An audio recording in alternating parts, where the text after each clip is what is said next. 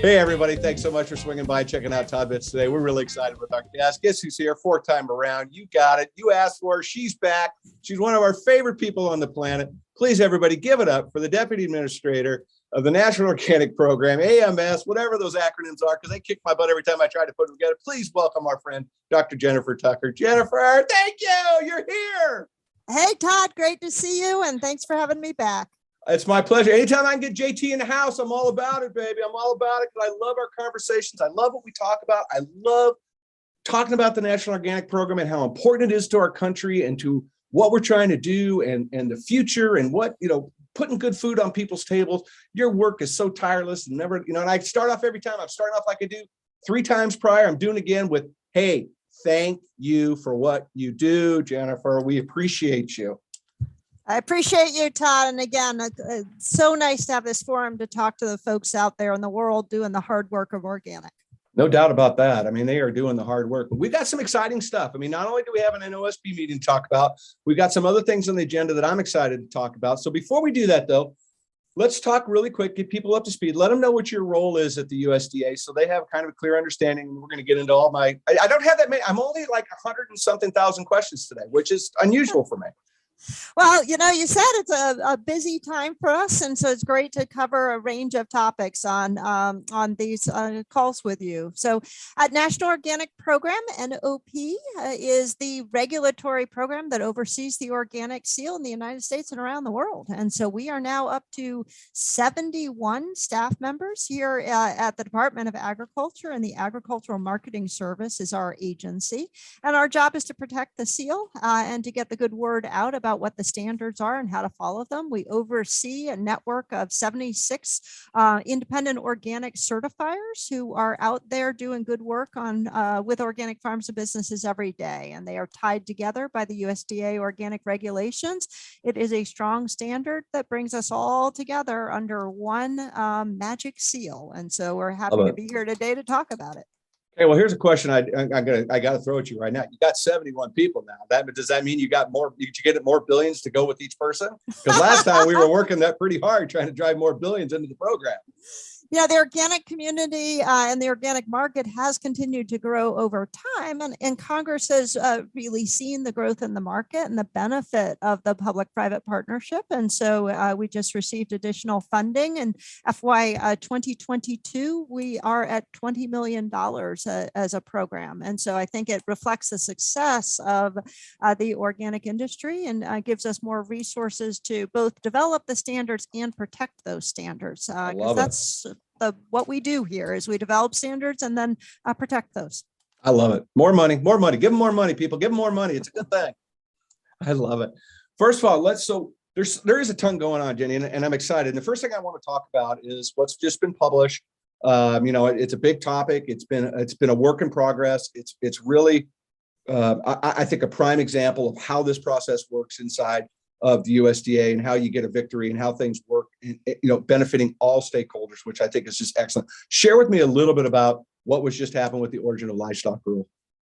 So Origin of Livestock was a final rule, meaning it has gone through literally years of regulatory process to create a change in the organic regulations. And this one relates to how non-organic animals become organic in the dairy market. And I think what's really important about this rule is what you said, how representative this has become for the community. So in print, it's a livestock rule. And yet there was such consensus throughout the organic community and trade about the importance of this rule, not only for clarifying this particular set of regulations, but also for demonstrating the fact that the rulemaking process works. And so the real take home about what it says about the process to win the day is how important consensus is in getting things finalized, and how important that dialogue is to come to consensus, to all rally around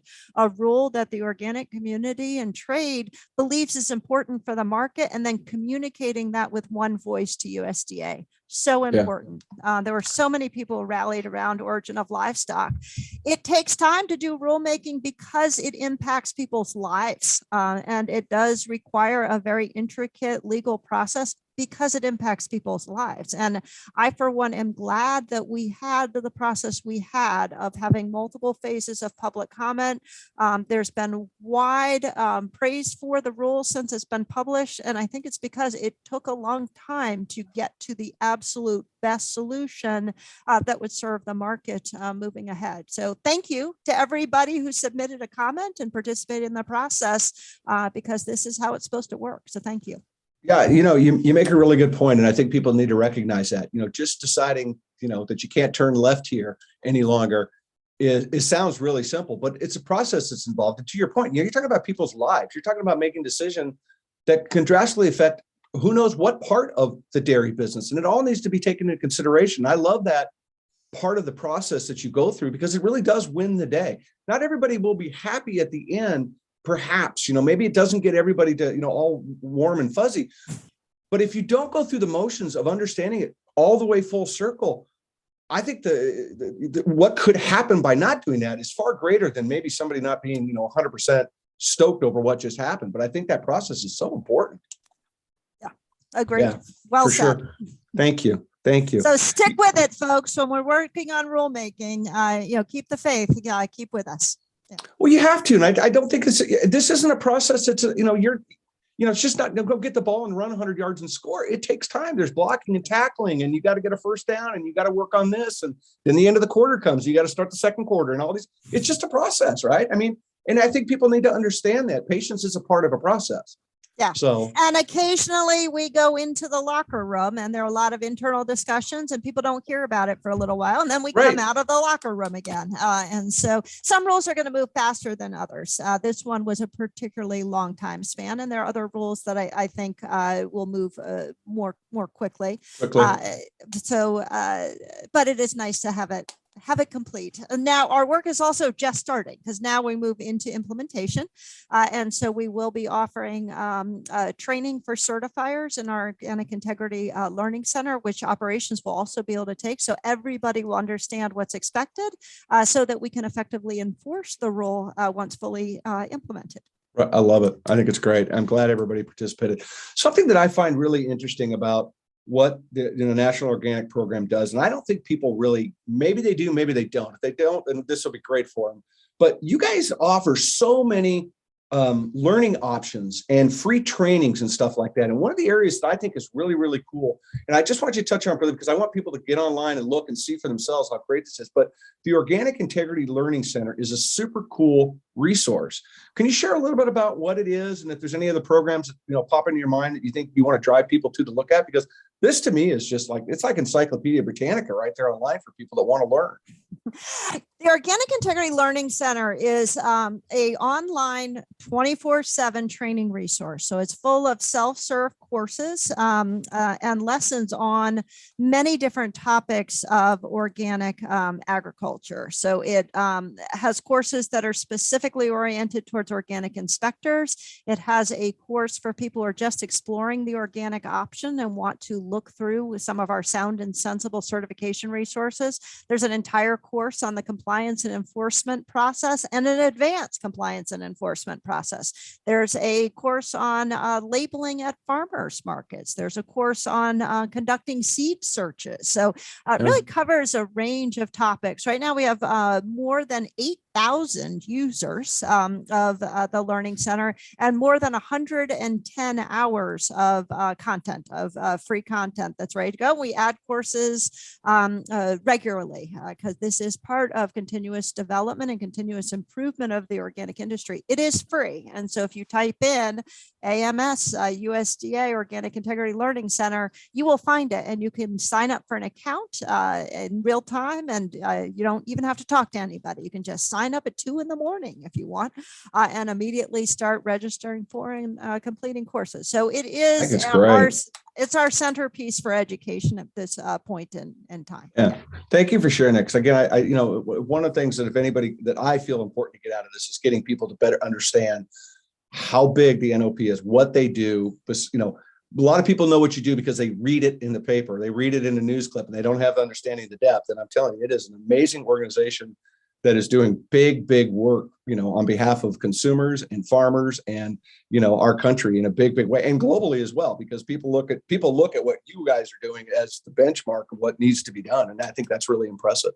Yeah, we have other government partners who use our learning center, which is wonderful in terms of global harmonization as well. Absolutely. We're all accessing each other's resources. It's great. It's great. I love it. One of the things that's coming up and that's, in the works right now, and I want to touch on a little bit because it's not, I'm going to say a hot button topic. I think that's probably a little bit of exaggeration, but it's certainly something that people are talking about right now. And it's worthy of conversation, is the Organic Transition Initiative and what's happening with that. So can you talk about that a little bit and just what it's going to be and how it's going to help consumers?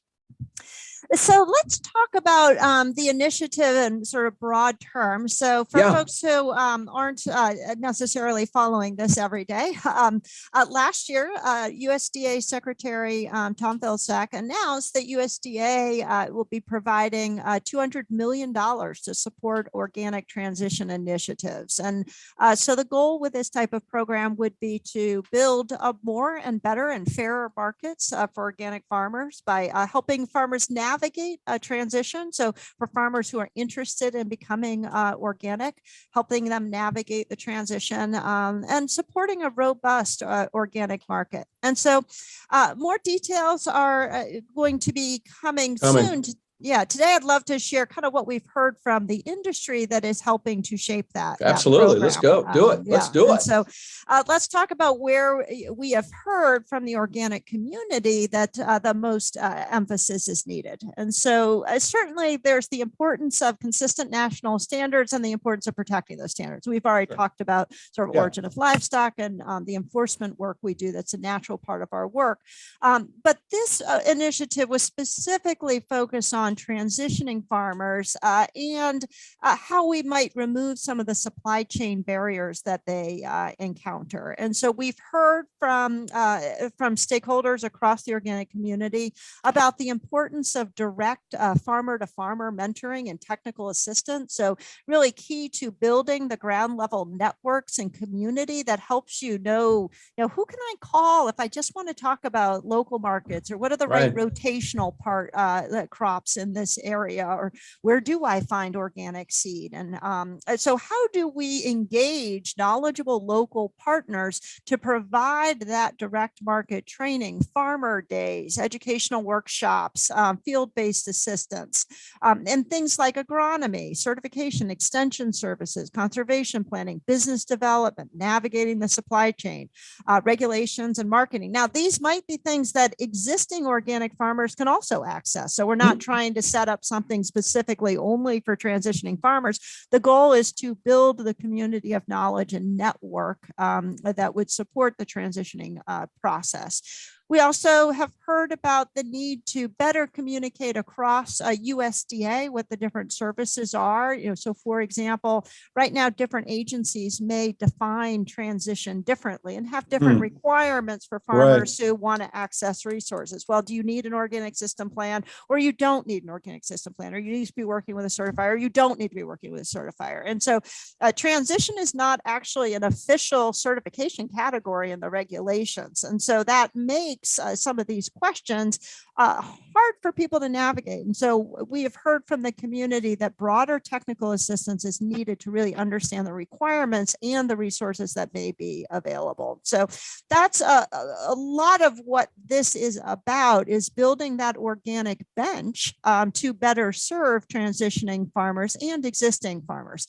How do we best break down supply chain barriers? We know some organic markets may have inadequate organic processing supply, or distribution infrastructure, or insufficient organic ingredient supplies. How do we build for more consistency in the infrastructure to support this growth over time? So that's what we're hearing. And I think those are the types of important points of feedback that are informing this initiative and the specific elements of it, which again, we hope to announce soon. And I'll come back for a fifth time to tell you more about it. You heard it here first. She's coming back. We're not even done yet. She's already coming back. I love it. But, I think this is a super important topic because, 2050, 9.8 billion people are going to be here on this planet. That's a lot of people to feed on a daily basis. And I'm all about, if we can give 9.8 billion people organic food to eat, I'd be the first one in line saying I'll vote for that, right? That's a good thing. So, and also too, in fairness, I want to touch on this because I think some people have a concern about this. Isn't a retail label. This isn't about anything along those lines. This is about bringing people alongside, uplifting what they're doing, and working towards a greater good of getting more food out to people. I mean, really, quite simply. And making the organic option available for people who want to explore that. So for farmers who are interested in getting into climate smart agriculture and see organic as a great way of doing that, because it is a federally controlled label, then we just simply want to connect them with the resources that helps them navigate that transition more smoothly. We're bigger now. We have more resources now as an industry to help each other and to, as you always say, lift each other up through the process. And that's really what this initiative is designed to do. I love it. All right, well, we're going to switch gears a little bit into the NOSB now. And I throw something at you at this time just to be, I think because so many people just don't know enough. They know a little, but they don't know enough. And I think it's important we take some time to help people, again, kind of uplift what's really going on. So one of the things I want to talk about was kind of how the NOSB works on the topic. And this one I wanted to look at was, they do some really heavy lifting about making recommendations about, what is and what isn't allowed. Fertilizer is a topic coming out this meeting. It's a topic that everybody's kind of talking about, and so I want to kind of get into how it works so people can understand that it's just, the process that's involved. And because I think it goes back to what we talked about earlier with the Origin of Livestock about the process. So the NOSB can make a recommendation to prohibit a substance, right? But at that point, it's up to the Secretary of Agriculture to determine, after they consult with the Secretary of Health and Human Services, as well as the administrator of the EPA, finding that the substance is harmful to human health or the environment and is inconsistent with organic farming and handling. So that being said, I'll throw down to the question part. So what's the process to take the NOSB recommendation to prohibit, let's say, fertilizer, non-synthetic fertilizer, to the Secretary of Health and Human Services, and then over to the EPA, determine what is harmful and whether it's harmful to human health or to the environment? That's a really broad, big question. I hope that made sense. Yeah, it did. And we'll take a deep breath and start at the beginning. And as I think sometimes it's helpful for everybody to remember the overarching framework here is when we're talking about organic crop production, let's just focus on crops because that helps us sort of define the field literally the field we're talking about here. That in general, naturals are allowed and synthetics are prohibited. And then there's a part of the organic regulations called the national list that is a list of exceptions. So it's the allowed synthetics and the prohibited naturals. And so what we're talking about in this particular use case is some recommendations that the board has made to list some substances as prohibited naturals, which is actually, it's a fairly short list of all the lists in the national list. The list of prohibited naturals is pretty short. And so then we turn to the section of the Organic Foods Production Act, OFA, which is really the piece of work that guides us all for, well, what does it take to be listed as a prohibited natural? And so that's where we get to the reference that you were just making about EPA and FDA. So we do have a recommendation from the board on to list as a new prohibited naturals. And so that recommendation comes to us. Real important for everybody to remember that the board is an advisory board, which means it gives the secretary advice, gives in the form of recommendations that have been voted on and passed with a definitive vote. And they come to us as recommendations and advice that the secretary then needs to take another step to review, given the criteria in OFA. And so how do we do that? Well, I mean, like we literally at the program level, take the recommendation and review that recommendation, review it against the OPFA criteria. And we literally pick up the phone and call folks over at EPA, call folks over at FDA.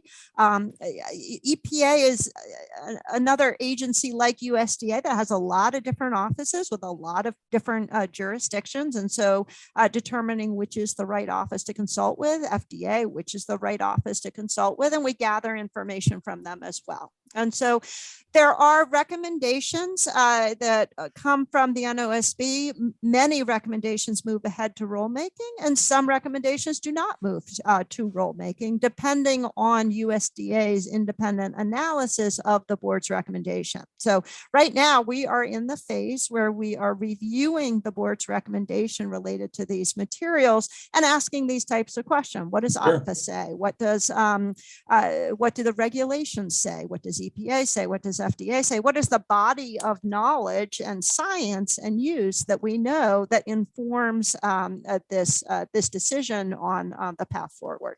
So that was a lot. I'm going to pause and see where we are. No. It's great, because I think it's important. Again, I think it's important that people understand the process, that it's just not, you wake up and decide to not allow a left turn anymore, right? It's not that simple. And I think that when you look at it, to what you said earlier, I think this just adds to what we were talking about. We're talking about affecting people's lives. And, we need to understand what that means. We need to understand what those choices actually turn into, right?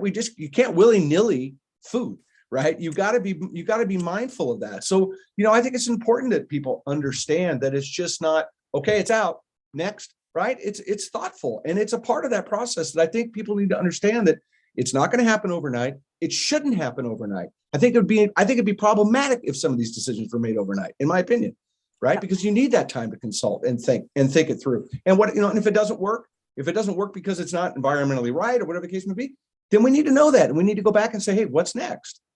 Well, and it's another really good point. When we talk about what's environmentally right, what is harmful to the environment, turns out the environment's a big place, right? And so one of the things I love about organic is the multidisciplinary nature of it. And so we talk about science-based decisions. In this case, we have the science of chemistry. We have the science of the soil science, so agronomy principles. We have a science of plant uptake, and horticulture and ecology is another good science that feeds in here. And so the number of sciences when we are making science-based decisions that come into play, not just with this question, but any question. And I do think it is a tribute to the systems nature of organic agriculture that it does touch so many sciences, and it does make this these very complicated topics that have also a lot of emotion in them. For sure. There are a lot of people who feel really strongly on different sides of this argument, depending on what they value the most. What do you value the most? And those are personal values as well as business values and environmental values and economic values. So it ends up being very, very interesting questions that do need to be considered in a very, very thoughtful manner. Absolutely. I just don't believe you got an easy button on this. I just don't think that what you guys are doing, you just don't have that press the easy button, it goes away. I think that's to me, it goes against almost the core values and principles of what organic is all about anyways. Because if organic was easy, hey, everybody would be doing it, right? It's not. It's a challenge, and it's a worthy challenge. And I think the fact that the way this process is set up protects that worthiness of what the cause is, to make sure that everybody's protected all the way through the supply chain. So thank you for sharing that. I know that was kind of a different path that we've gone on before, but I think for number 5, I think I'm gonna throw it back in there. How's the NOSB work? We're gonna keep it a new segment we just created. Yeah, there's always an interesting use case or case study of something that the board is working on that has a lot of scientific complexity, sociological complexity, agronomic complexity. And so, again, I think for many of us, that's what draws us to the field. I'm not sure.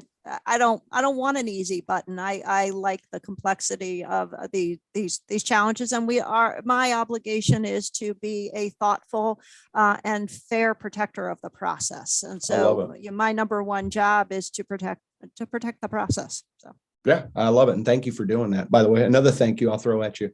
I'll get another one in before the end, believe me. So let's talk about the meetings coming up. We're going virtual. Here we go. It's people say now it's a Zoomathon, right? So the meeting's going to be from April 19th to the 28th. Public comments are coming out on the 19th and the 21st, which are always, I think, worthy of people taking time and energy to listen to. It's important to hear what your peer group is talking about, right? It's kind of fun to listen to, actually, what people are passionate about and what is important. I tell you, I listen to them and people say stuff like, what is that? Things I don't know. It's like, well, now I got to figure that out. Now I'm on the, getting there, hitting the Google machine, trying to figure out what they're talking about. And I think it's really important that we lean into that. So I'm excited about that. You've got some new members joining the board. So I'd like, if you wouldn't mind, just give them some props and just let people know kind of who they are and what they're about. That'd be awesome if you wouldn't mind. I don't want to put you on the spot. I hope you have in front of you. I know them.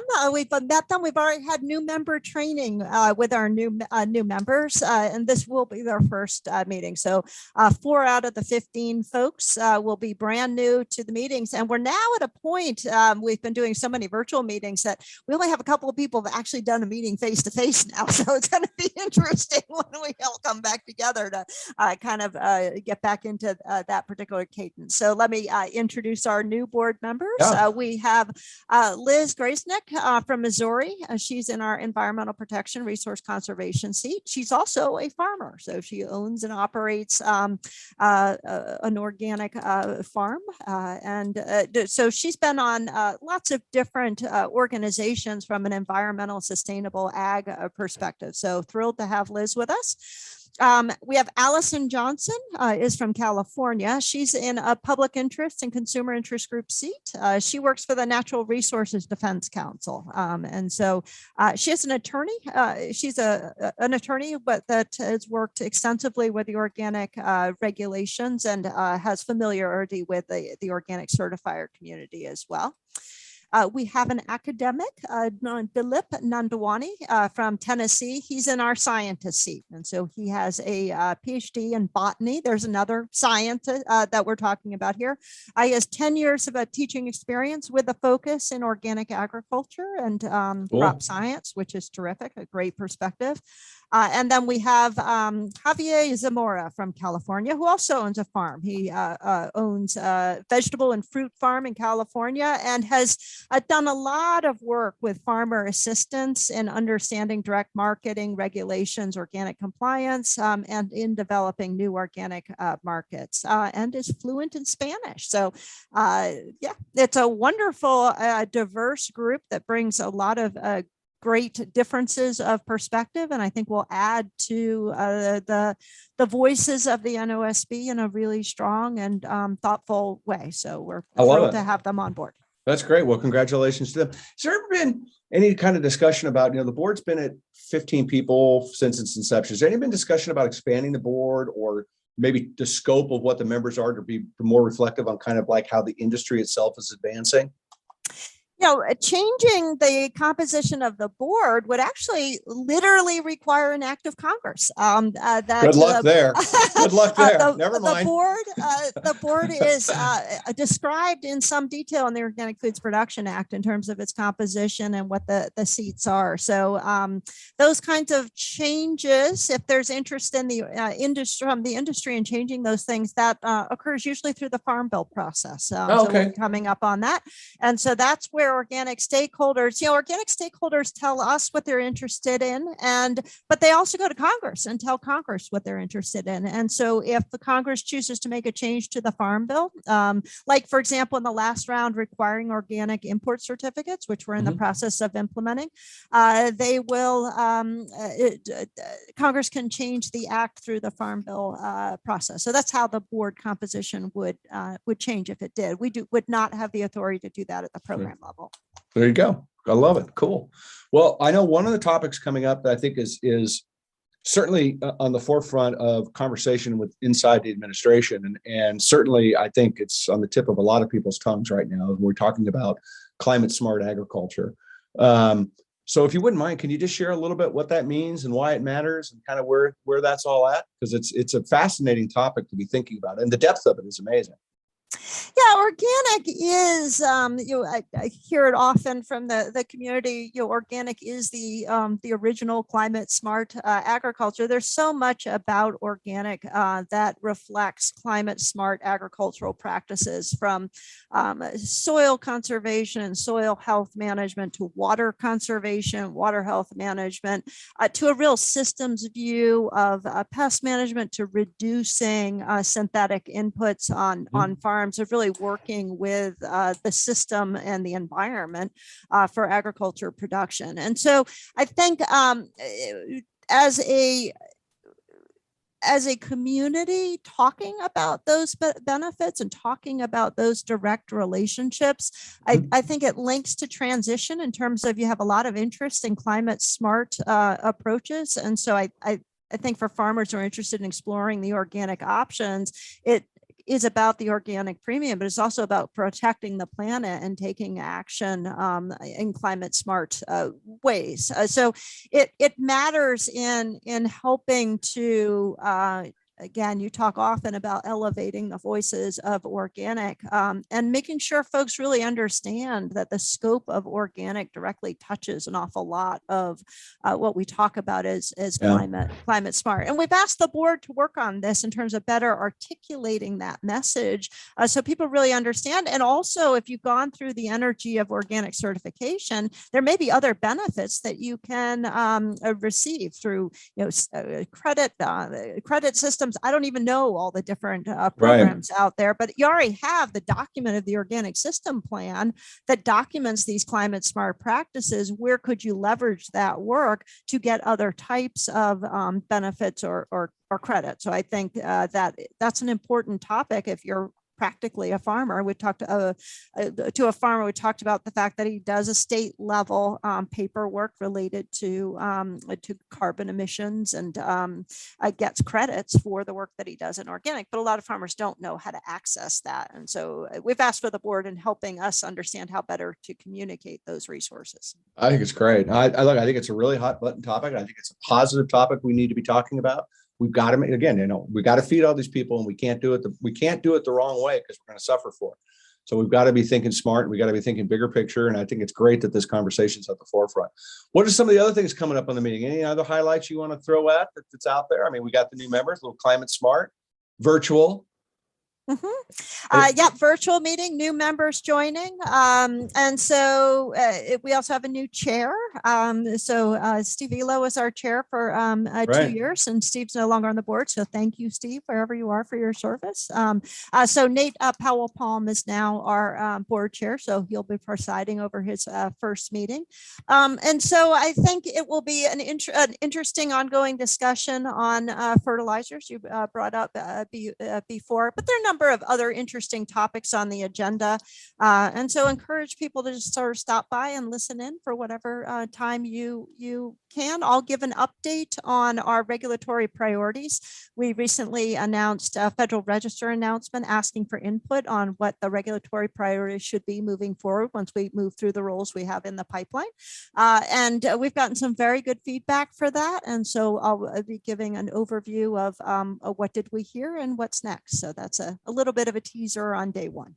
I love it. I think it's great. Okay, so two-part question for you, like I like to do. That way, just those. It's just easier to throw a curveball all at one time.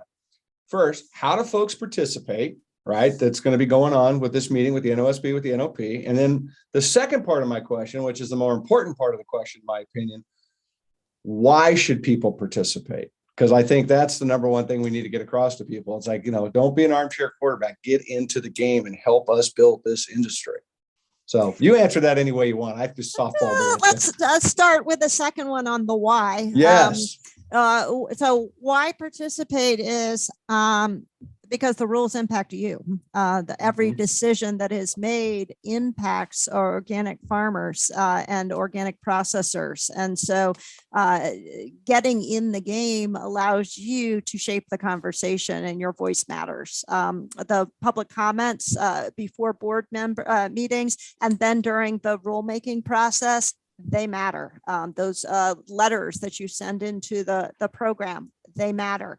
And so engaging through the public comment process with the board, but then the public comment process through rulemaking is so important because it really does impact you. So you can easily sign up for our newsletter. Go to Google, USDA, AMS, Organic Insider, and you can sign up to get notifications. We do not spam. It's about maybe one message every week or every 2 weeks, but they're always content-rich messages with ways to get involved or new trainings in the organic Integrity Learning Center, open comment, public comment periods, and new rules. So once a new rule is published, explaining what the rule is and when it's effective and all of those good things. So just getting yourself signed up for the newsletter, for the email newsletter, is a step you can take today to start learning. And then you can engage on the topics that you're most interested in. You can also get involved with organizations that submit comments on behalf of their members and let them have your voice heard as well. So lots of groups interact with NOP. So find out, the groups that you belong to, what are their positions on some of these different issues, and how can you help shape their comments as well as communicate directly with us. I love it. Well, like ams.usda.gov. You start there, and there's a plethora of stuff. And I don't mean this it's just overwhelming how much work goes in and how much work you all put in to build this. It's just, it's mind blowing to me that the different things that are always going on, how things interconnect, the process that's involved. It's a really an impressive piece of work, to be really honest with you. It really is. It's powerful. I got a great team here that really understands the value of communication, and we get feedback in terms of, oh, I didn't really understand this, or what does this actually mean? And we adjust accordingly. And so we are very open to feedback. The public-private partnership is truly a partnership, and we want that open dialogue with the community. And so it does start with open and transparent information that it's largely delivered through the website, but is also delivered through things like this and through NOSB meetings and through conference presentations. We really do care about you folks out there, and we want to engage with you in many, many different ways that you are the organic program. I love that. I love that. That's awesome. What a great way to come back around and finish this bad boy. I love it. Any final thoughts or anything that, that we didn't touch, that you want to make sure we get on the table for everybody, other than get your butts on the Zoom call and let's get on and get involved? Listen in, whatever step is best for you in getting engaged. If you haven't been engaged before, we always welcome new voices to the conversation. And Todd, again, I always appreciate your creating this forum for us to be able to share kind of not only big things that are happening, but also the process. How does this work? And I think that's so important for people to understand where to hop in, is understanding what the process is once you get there. So thank you for letting us make that more transparent and open to your community. Thank you. Thank you. I appreciate you saying that. I really do. That means a lot to me to hear that. And you're right. It's very important that we understand the process, and we understand that there isn't an easy button, right? And it takes all of us to lift. And I think it's, the more people are lifting, the lighter the load. So, I think it's really, really great. So the meeting starts on the 19th of April, coming up next week. What am I doing the math in my head next week? And it's also the following week as well. So it's going to be a 2 parts. So go online again, get online, check it out, get yourself signed up, listen, participate, whatever it needs to do. You'll enjoy it. Give yourself some time to check it out. I think you'll be really fascinated by the whole process and the conversation. And you know what? If you don't know something, get on the Google machine and figure it out and learn, because it's a great process. I have to tell you, I've been in NOSP meetings myself, and I've Googled things, so I don't know what they were talking about. And 100%. So yeah, it's the range of knowledge. You're not alone if you're Googling during a meeting. Yeah, I'm right there with you. I've done it. Believe me. Believe me. So how do I pronounce this? Oh yeah. Well, let alone that. Like I always tell you, you got the acronym Scrabble going on too. You got to have cue cards for that. Right. Exactly. No, I really do appreciate you, Jenny, for what you do and showing up every day, and everybody that's in your office. And I mean, you guys don't get thanked enough. You don't get uplifted enough. And, you have always have a place to come here to share and to talk and to elevate these conversations, to bring people alongside the process, because that's how we're going to win the day, right? We win the day by coming together, not by standing apart. And it's just so important that we do. And then we invest in our food, and we invest in our future and our climate and our grandkids and all the other things that are coming, the 9.8 billion people that are coming, plus the aliens. Don't forget them. We know they're coming. I tell you all the time they're coming. So thank you for being here. Thank you for hanging out. And you've already said you're coming back for number 5. Boom. Drop the Sharpie on that one, kids. It was great to talk to you, Todd. Thank you. Thanks, everybody, for being here. Go check it out. NOSP meeting coming up. Participate. Get involved. Know what's in your food. Know why your food's on your kitchen table, why you're serving it to your family. It's really important. Thank you for being here. Remember, go inspire somebody today. It's really important. Take care, and we'll see you soon. See you on social media. I don't know. We'll see you somewhere. Take care, everybody. Bye.